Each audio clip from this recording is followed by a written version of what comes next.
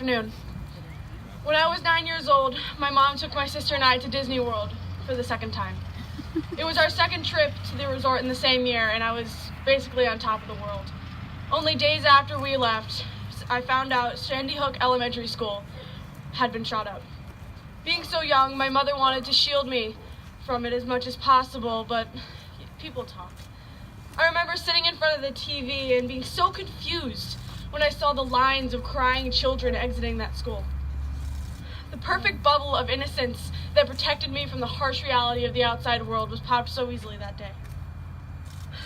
Only later did I realize that the shooter, Adam Lanza, was mentally ill and had access to dangerous weapons legally. It was then that I started to acquire opinions of my own. This is not just a mental health issue. Weapons of war, like the AR-15, should not be so easily accessible to civilians at all, let alone those of mentally ill. Yeah. This has gone too long unchecked. As a youth in America, I have seen my fellow students across the country being put through things that not even a fully grown adult should have to go through. I have watched families ripped apart, hearts broken, lives taken all my life. Nothing has been done. 14 of the top 20 most deadly mass shootings in America have occurred since I was born in 2003. 14 mass shootings, one for almost every year of my life. 313 people dead.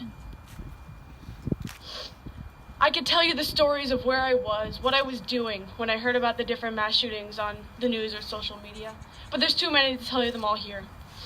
All I have to tell you is this: enough is enough. That's right. My life is on the line every day that I go to school. I want to live in a world where I can get my education without purchasing a bulletproof backpack and fearing for my life. I want to live in a world where civilians and mentally ill people do not have access to weapons of mass destruction. I want to live.